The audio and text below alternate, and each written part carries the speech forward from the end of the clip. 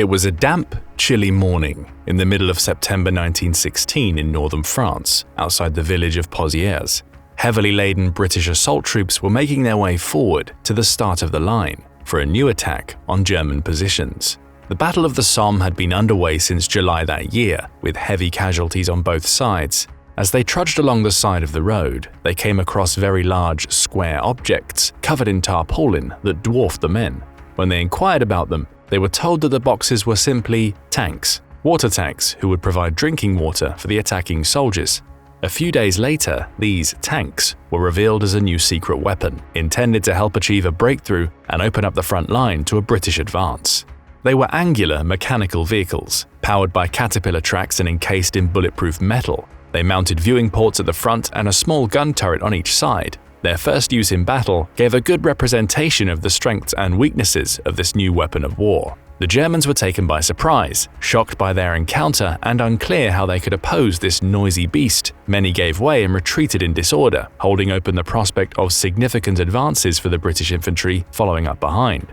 Although armed resistance to the tanks was limited, a combination of mechanical failures and difficult terrain, including mud, trenches, and shell holes, saw most of the tanks struggling to maneuver.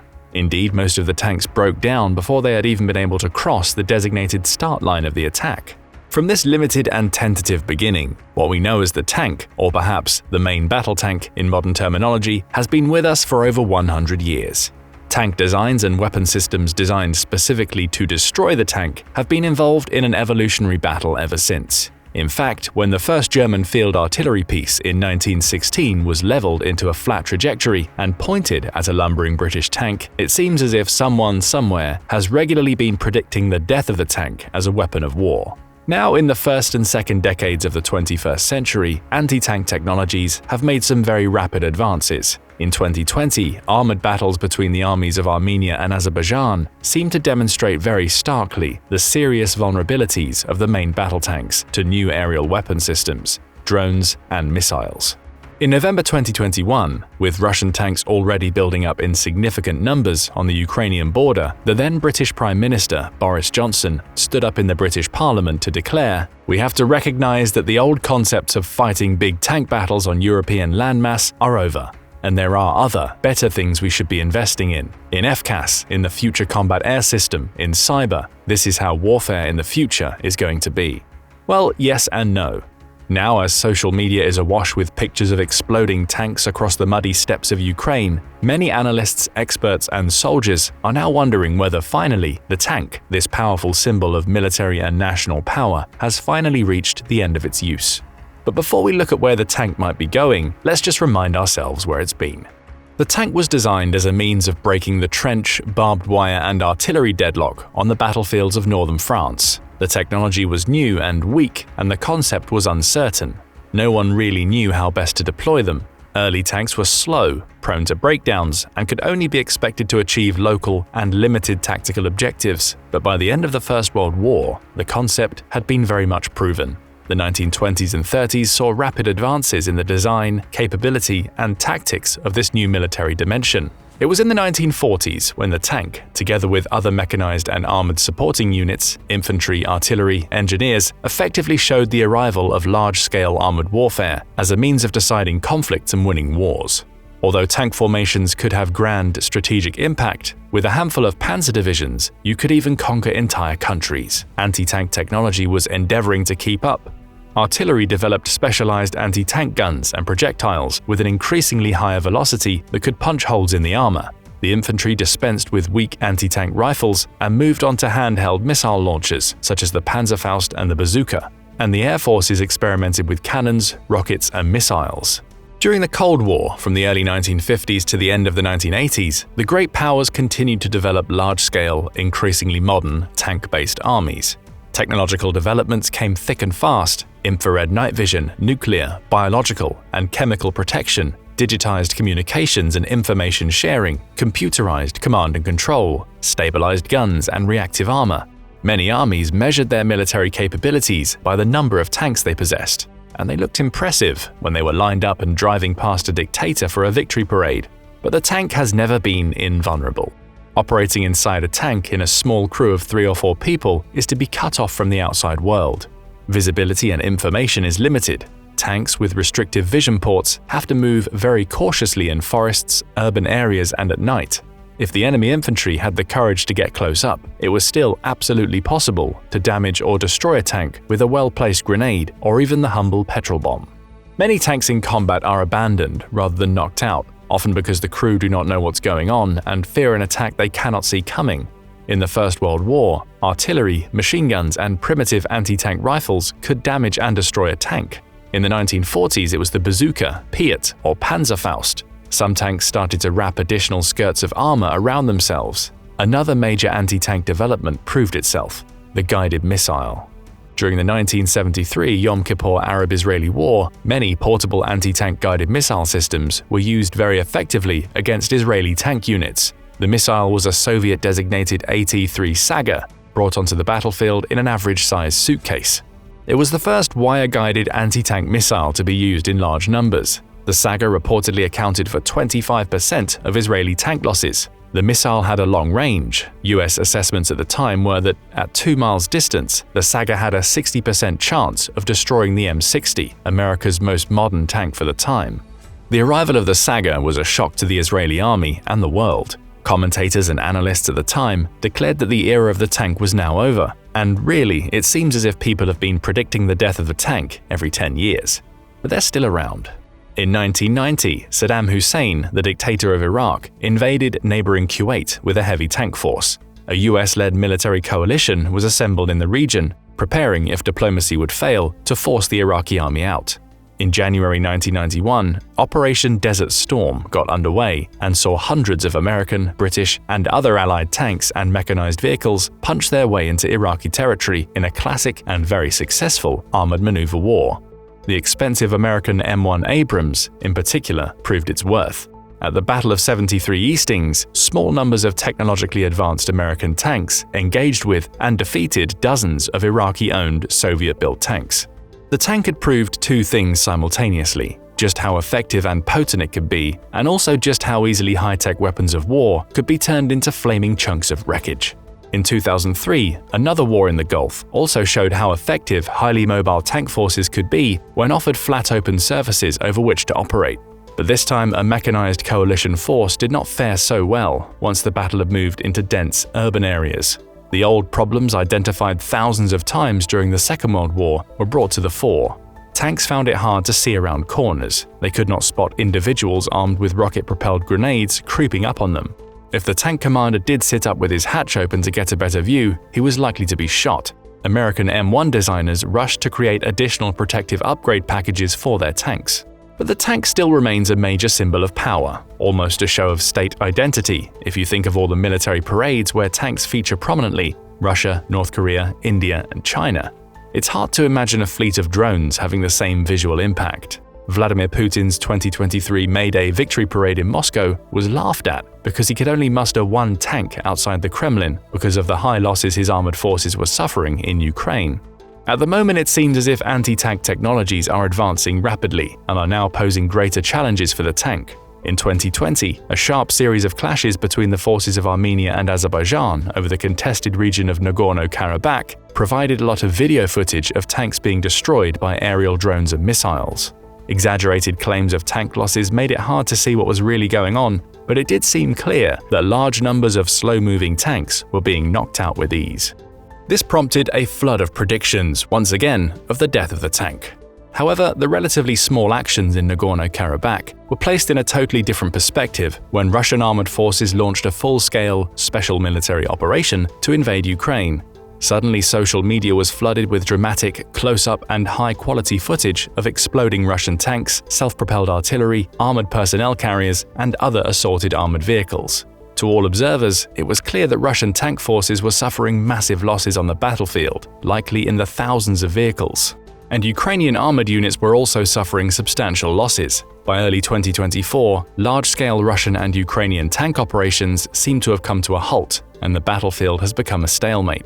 Putting your armored vehicles at the tip of an attack no longer seems to end up in blitzkrieg-style triumph. So what's going on? Well, let's look at the sort of anti-tank threats that are now facing tanks on the modern battlefield. It's a mix of new and old challenges. The first thing we could say is that this is the first time that two relatively advanced armies have fought at such a large scale and tempo for decades.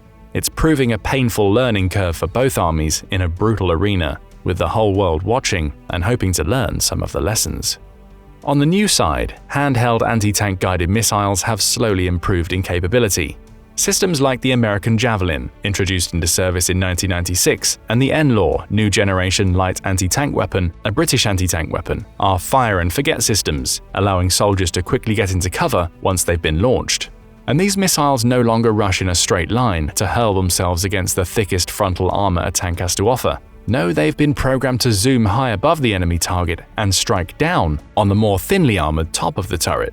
Multiple different kinds of precision-guided missiles, PGMs, dropped by aircraft or fired from artillery pieces, are able to strike tanks more accurately and from a greater distance. The Russo-Ukraine war has also become synonymous with the harnessing of remote-controlled unmanned aerial vehicles and drones, which can be flown directly against any perceived vulnerable part of the tank, striking with incredible precision. Tanks have always been vulnerable to attack from the sides, the rear, and above. Some drones have been made quickly and cheaply with rocket-propelled grenades strapped to cheap commercial quadcopters. Other, more professional versions, such as the Turkish TB2 Bayraktar, were used extensively at the start of the Russian invasion and proved deadly. They were so popular with the Ukrainian soldiers that they made a pop song about the Bayraktar. This combination of weapon systems are wreaking havoc among Russian armored units, and also to a lesser extent Ukrainian forces. On top of this, mines and concrete obstacles have further caused the tempo of operations to slow almost to a halt. In addition, small, cheap, and light drones are everywhere on the battlefield, making movement, camouflage, and concealment highly problematic. Small wonder that the front line has ground to a halt in trench warfare, very reminiscent of the First World War. The destructive power of the anti-tank weapon systems highlights a bigger problem. This is not just about the tank. If the tanks can be readily knocked by a $500 drone, the risks are surely even greater for all the other, less well-protected, armored and non-armored vehicles that are needed to operate on the battlefield. We do not know how many tanks and armored vehicles have been destroyed on both sides during this war, but it's certainly well into the thousands. So if the tank can no longer offer speed, protection, mobility, and offensive punch, well, what is it good for? Western military commanders have rushed to the defense of the tank, arguing that at the very least, fragile flesh-and-blood humans will always need some form of mobile armored protection in order to operate on a battlefield. When looking at the sheer scale of Russian tank losses, there is much criticism that can be directed at Russian tank design, Russian tactics, and Russian training. Russian forces have proven very poor at conducting combined arms operations, where tanks, infantry, artillery, and air support are closely coordinated. Russian forces do make good use of intelligence, reconnaissance, or air defense assets and simply send unprepared units in a column straight down a road where their movements can be anticipated and fired upon. What's more, most Russian tank designs have a significant flaw. They are built lower to the ground than Western tanks. Although this gives them an advantage in that they can be harder to spot, the compromise over size means they do not have a fourth crewman, and instead have an automatic loader system which runs a carousel of shells just underneath the commander and gunner crew positions. This makes the tank, the T-72 in particular, very vulnerable to a strike on the turret. Unlike in Western tanks such as the M1 Abrams, the crew are not protected from internal explosions. There's a lot of footage from Ukraine that demonstrates the end result of this design flaw, showing catastrophic explosions as tank turrets are hurled dozens of yards into the air. The Western military experts seem to be coming down in favor of the tank as a still relevant and potent force on the battlefield. But it has to be used intelligently and in combination with other forces, reconnaissance, infantry, artillery, and aircraft. U.S. Army Chief of Staff General James McConville said at a press conference in October 2022 that you don't need armor if you don't want to win.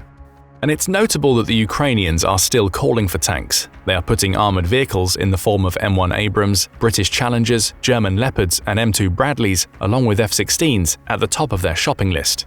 And tactics are evolving incrementally.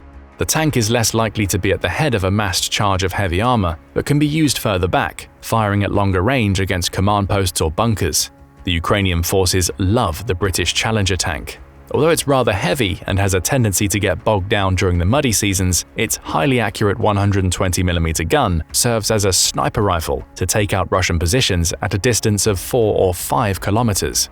The consensus seems to be that the tank is not obsolete, but it does very much need to adapt, in terms of tactics and design, to the latest developments on the battlefield, particularly from what has been shown in Ukraine. One example is the problem caused to tanks by drones, which are fast, hard to spot, and can specifically target the most vulnerable parts of the tank.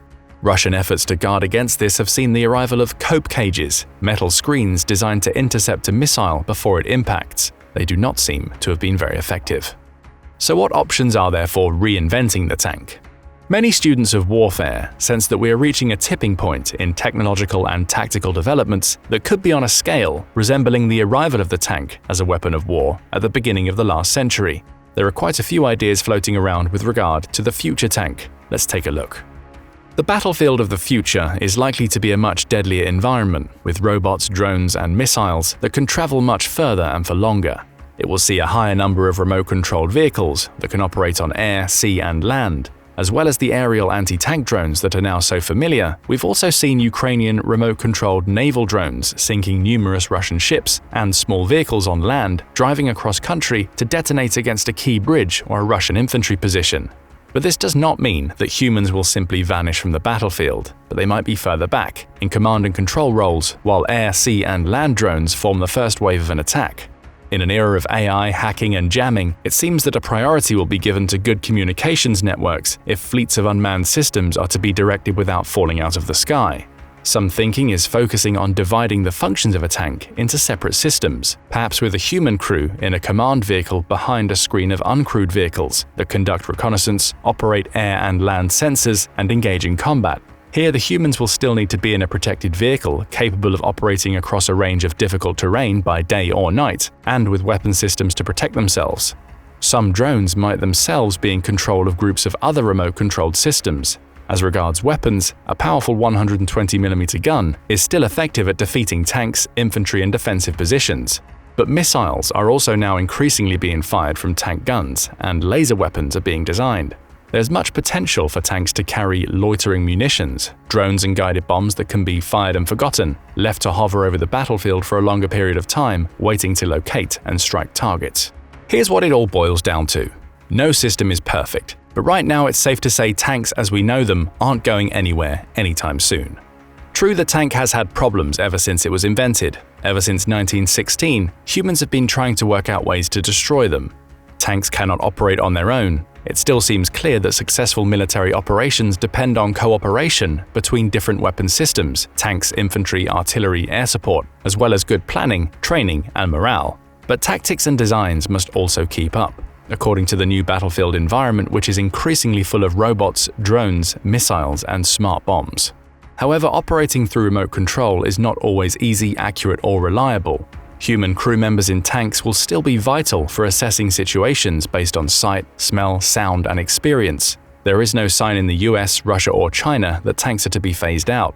There is still much scope for upgrades. Dependable platforms such as the veteran, combat-proven M1 Abrams has shown that it can still hold its own. But main battle tanks cannot get much heavier. Many roads and bridges struggle to cope with more than 60 tons. But there's a lot of potential in active defensive measures, such as jammers and laser dazzlers. Drones may now have the technological advantage, but who knows how long it might last. Other tank designs such as the Russian T-14 and new American research are looking at the potential offered by unmanned turrets, which would make the tank a smaller target and offer better crew protection. So there are a lot of new ideas for updating and adapting the tank, and the conclusion seems to be that militaries will still need mobile armored protection in order to safely move the frail human body around the battlefield. We think the tank still very much has a future. Its vulnerabilities have recently been exposed, particularly in the Russo-Ukraine war, but this does not mean that the era of the tank is over. But what do you think? When Vladimir Putin wins the Russian 2030 presidential election, will we see him taking the salute at the May Victory Parade to a fleet of shiny new T-14 tanks, or would it be a massed swarm of quadcopters? Where do you think the tank is headed? Let us know in the comments. Now go and check out why Russia sucks at using tanks, or click this other video instead.